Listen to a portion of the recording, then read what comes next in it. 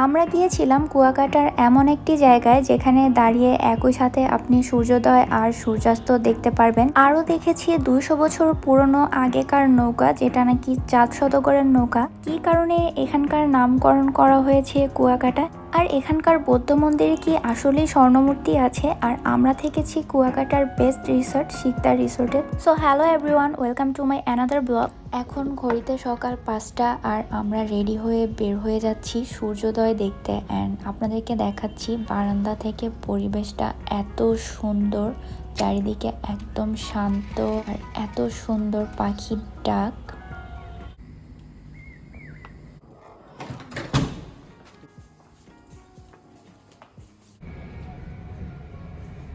এই তো আমরা বের হয়ে যাচ্ছি। গতকাল আমাদের হোটেল থেকে আমাদেরকে যে অটোটা ঠিক করে দেওয়া হয়েছে ওইটাই এখন আমাদেরকে পিক করতে আসবে।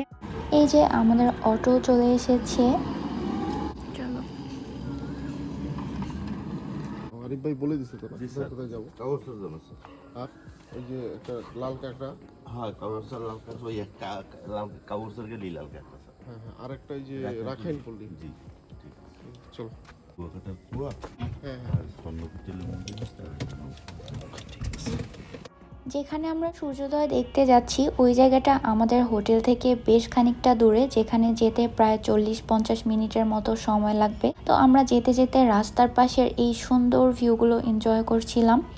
এই তো আমরা প্রায় চলে এসেছি লাল কাঁকড়ার বিচের কাছাকাছি। অ্যান্ড অটো থেকে আমরা এখানেই নেমে গিয়েছি, কারণ অটোটা এর থেকে আর সামনের দিকে যাবে না। আর এখানে নামার পরে আমি তো পুরো অবাক হয়ে চারিদিকের সৌন্দর্য দেখছিলাম। এত সুন্দর পরিবেশ, আর এটা কিন্তু অবশ্যই সূর্য ওঠার আগের ভিউ, কারণ এখনো কিন্তু সূর্য ওঠেনি। এই জায়গাটা থেকে প্রায় 5 মিনিট হাঁটার পরে আমরা পৌঁছে গেলাম লাল কাঁকড়ার বিচে। আর এই হচ্ছে সেই লাল কাঁকড়ার বিচ। এই জায়গাটাতেই আসলে কিন্তু আপনারা একই সাথে পেয়ে যাবেন কুয়াকাটার সব থেকে বড় যে ঝাউবন, সেটা এখানেই। আর সাথে সূর্যোদয় তো আছেই। এই জায়গাগুলো কিন্তু একটা জায়গার ভিতরেই। লাল কাঁকড়ার বিচে এসে আমরা লাল কাঁকড়া দেখতে না পেলেও এখানে যে লাল কাঁকড়া আছে সেটার প্রমাণ কিন্তু আমরা পেয়ে গিয়েছি। এই যে এই মাটিগুলো, এগুলো কিন্তু কাঁকড়ারাই এরকম করে বানিয়ে থাকে। আমরা চারিদিকটা ঘুরে ঘুরে দেখছিলাম আর সূর্যোদয়ের জন্য ওয়েট করছিলাম। সূর্যোদয় দেখতে হলে কিন্তু আপনাকে এই জায়গাটাতেই আসতে হবে, কারণ এখান থেকে একদম ক্লিয়ারলি সূর্যোদয়টা দেখা যায়।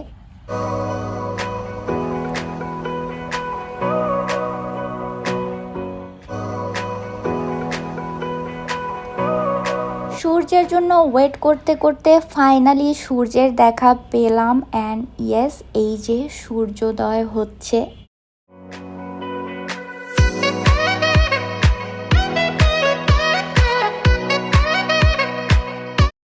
সামনাসামনি সূর্যটা এত সুন্দর লাগছিল, যেটা ক্যামেরায় কোনোভাবেই বোঝা যাচ্ছে না। এত সকাল সকাল ঘুম থেকে উঠা আর এতক্ষণ ধরে এখানে ওয়েট করাটা একদমই অর্থির ছিল, কারণ এত সুন্দর ভিউ দেখতে পাবো এটা একদমই আশা করিনি আমরা।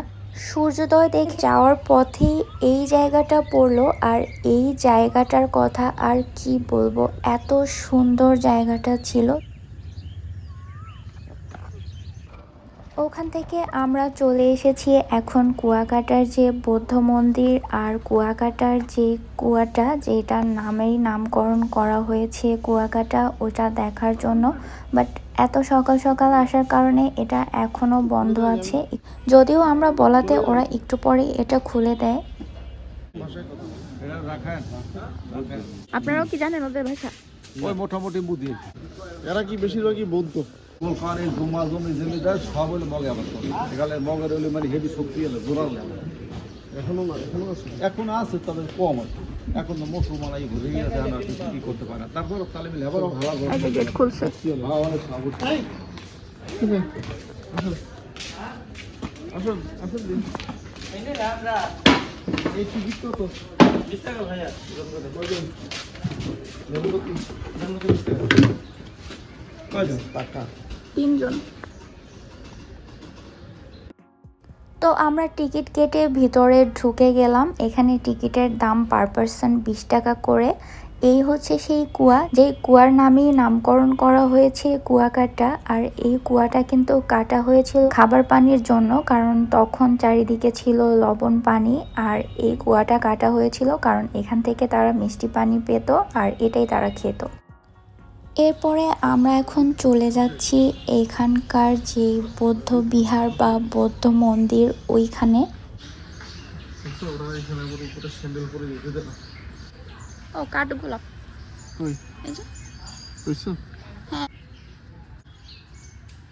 এই জায়গাটার পরিবেশটা একদম শান্ত আর নিরিবিলি। আমি একটা জিনিস সবসময় দেখেছি, সব ধর্মের যে উপাসনাগুলো হয়, উপাসনাগুলোর ভিতরের পরিবেশটাই কেমন যেন একটু অন্যরকম থাকে। আমরা এখন এই মন্দিরের ভিতরে ঢুকবো। আর এখানে রাখা আছে অনেক পুরনো বৌদ্ধ মূর্তি। এখানকার মানুষরা এটাকে স্বর্ণমূর্তিও বলে থাকে।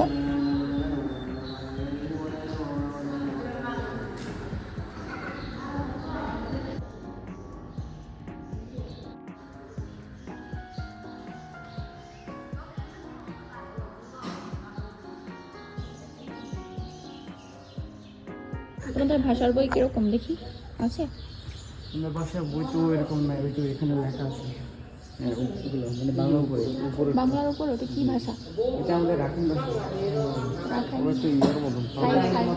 থাই ভাষার মতো নাকি? ওখান থেকে বের হয়ে আমরা চলে আসলাম 200 বছরের পুরনো নৌকা দেখতে। এই নৌকার কাহিনী কি? 200 বছর আগের একটা পুরনো ঐতিহ্য। কেউ কার 700 টাকার নৌকা, কেউ কার 400 টাকার নৌকা। এটা স্মৃতি স্বরূপ রাখা হয়েছে। 72 ফুট লম্বা, 24 ফুট চওড়া, 10 ফুট 6 ইঞ্চি হাইট, 90 টন ওজন, ছোট্ট পালতোলা জাহাজ। কাঠ হলো শিকন কাঠ, সরকার জারল কাঠ। আর এই যে টিনের মতন দেখতেছে এগুলো তামার পাত। হ্যাঁ, বড় কোনো মেশিন ছিল না, পালিত জাহাজ, বাদামের সাহায্যে চলতো। হ্যাঁ, বাতাসের সাহায্যে চলতো। পালতোলা ছিল।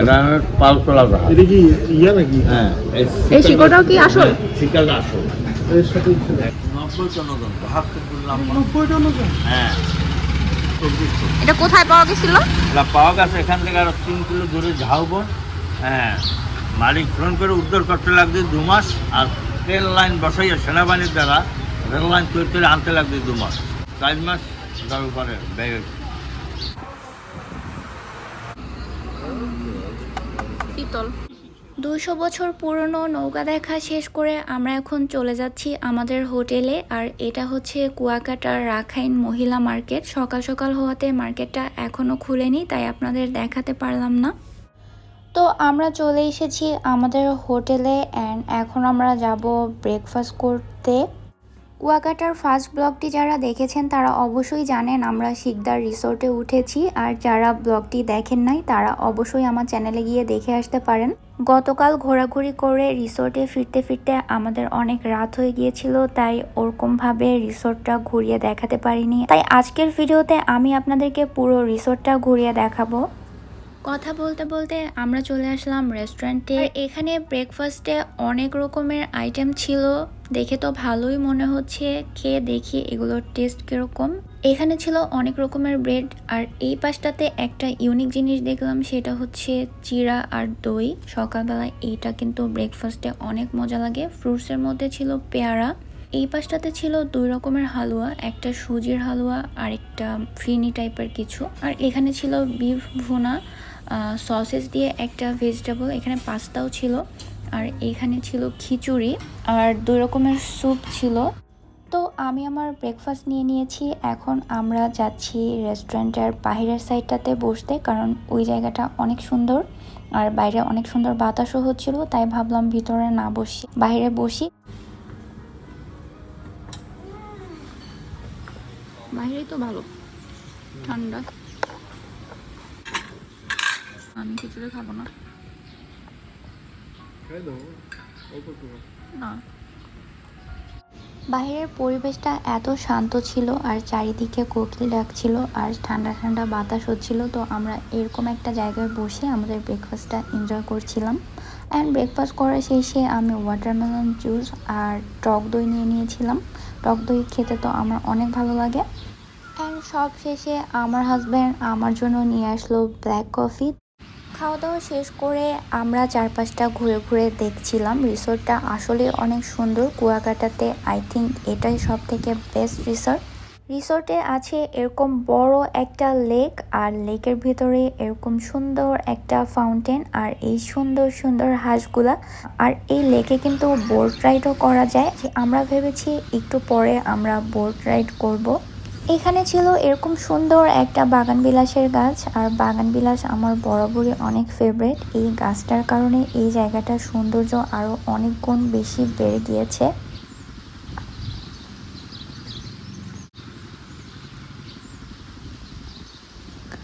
এখন যে কটেজগুলো দেখতে পাচ্ছেন এগুলো হচ্ছে প্রাইভেট ভিলা। আর লেকের উপর দিয়ে এরকম একটা ছোট ব্রিজের মতন ছিল, এটা দিয়ে আমরা যাচ্ছি লেকের ওই পারে। ওই পারে হচ্ছে হেলিপ্যাড, আপনারা চাইলে এখানে কিন্তু হেলিকপ্টারও আসতে পারেন। আর এই জায়গাটা সব থেকে বেশি ভালো লেগেছে আমার, কারণ এখানে ছিল অনেক সুন্দর সুন্দর ঘাস, আর আমি অনেক দিন পরে এরকম ঘাসের উপর দিয়ে হেঁটে যাচ্ছি।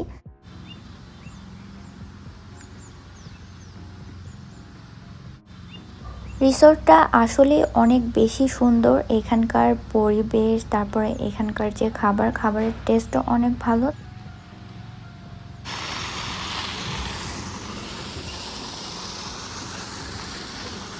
এই যে এখন আমরা যাচ্ছি বোট রাইড করতে। যদিও আমার হাজব্যান্ড একদমই সাঁতার পারে না, তাই ওকে নিয়ে আমার একটু ভয় হচ্ছিল যদি এখান থেকে পানিতে পড়ে যায় তাহলে কি হবে। তারপরও আমরা উঠে পড়লাম বোটে।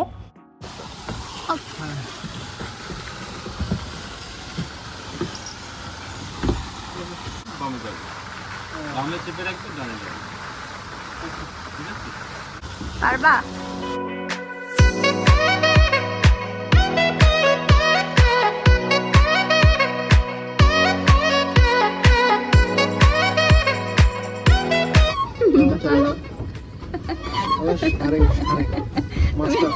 তুমি সারেং মাস্টার। পদ্মা নদীর মাছ।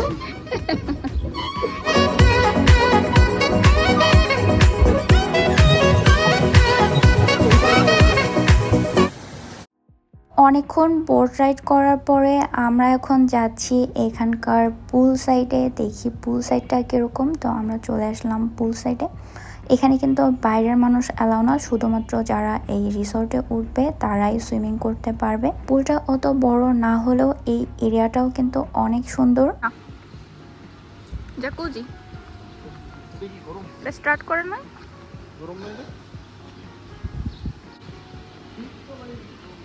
ডিপ কতটুকু এটা?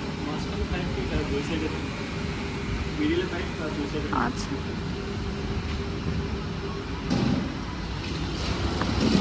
মিডলে 5 ফিট আর চারপাশে 3 ফিট। হ্যাঁ, চারপাশে 3 ফিট। হ্যাঁ, আমার হাজব্যান্ড বলছিল এখানে সুইমিং করার জন্য, বাট আমার ইচ্ছে করছিল না। আমার তো এখানে বসে থাকতেই ভালো লাগছিল। তো আমরা অনেকক্ষণ এখানে বসে বসে গল্প করে এখন চলে যাচ্ছি আমাদের রুমের দিকে। রিসোর্টের এই সাইডটাতে আছে এরকম থিয়েটারের মতন একটা জায়গা, যেখানে একজন মিলে এখানে প্রজেক্টরে মুভি দেখা যাবে।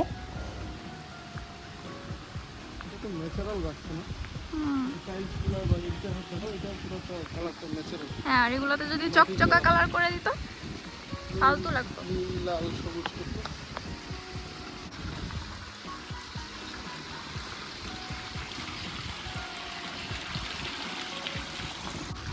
আসো।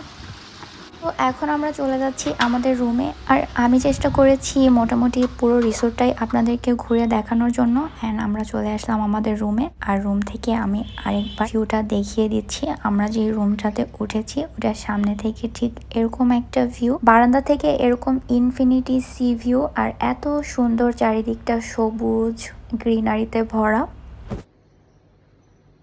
তো হোটেল থেকে আমরা চেক আউট করে নিয়েছি, পুরোপুরি রেডি হয়ে আমরা এখন বের হয়ে যাচ্ছি। এখন আমরা যাচ্ছি পটুয়াখালী। পটুয়াখালী যাচ্ছি। পটুয়াখালী আমার চাচির বাসা, তো ওখানেই আমরা আজকে দুপুরে লাঞ্চ করব। এই যে আমাদের গাড়ি চলে এসেছে। হ্যাঁ, এখন তো বসবে না। এটা পেছনে দাও, আমার ওইটা সামনে দাও।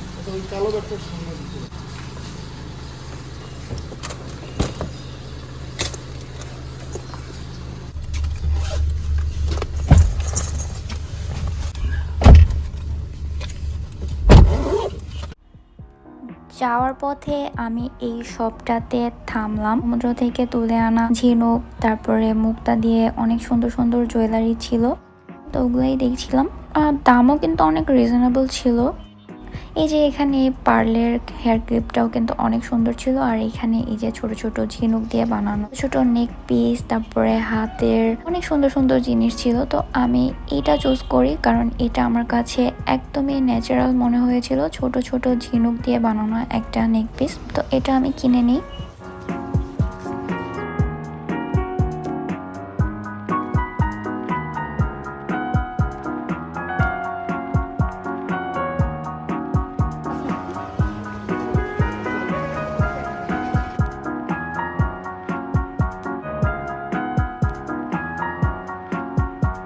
কুয়াকাটা থেকে চলে আসলাম পটুয়াখালীতে আমার চাচির বাসায়। অ্যান্ড এখানে আসার পরে আমরা তো পুরো সারপ্রাইজড। আর যেহেতু আমার হাজব্যান্ড এই বাসাতে ফার্স্ট টাইম, তো আমার হাজব্যান্ডের জন্য এরকম স্পেশাল লাঞ্চ প্রিপেয়ার করা হয়েছে। এটা কি মাছ? এই তোমার পোয়া মাছ, পোয়া মাছ। খুব টেস্টি। টেস্টি। পোয়া মাছটা দেখো এত তোমার টেস্ট। খাবার দেখাও। এটা কি মাছ? কি মাছ খেতেছো? পোয়া পোয়া মাছ। মাছ। এত বড় গলদা চিংড়ি, ইলিশ। আস্ত মুরগি, আস্ত ইলিশ। ওয়াও। তো লাঞ্চ শেষ করে আমরা একটু রেস্ট নিয়ে ঢাকার জন্য বের হয়ে পড়ি। অ্যান্ড আজকের ব্লগটা এতটুকুই। আর ভিডিওটা ভালো লাগলে অবশ্যই লাইক অ্যান্ড কমেন্ট করতে ভুলবেন না। আর আমার চ্যানেলের নতুন ভিডিও পেতে অবশ্যই আমার চ্যানেলটিতে সাবস্ক্রাইব করবেন। Thank you for watching. By.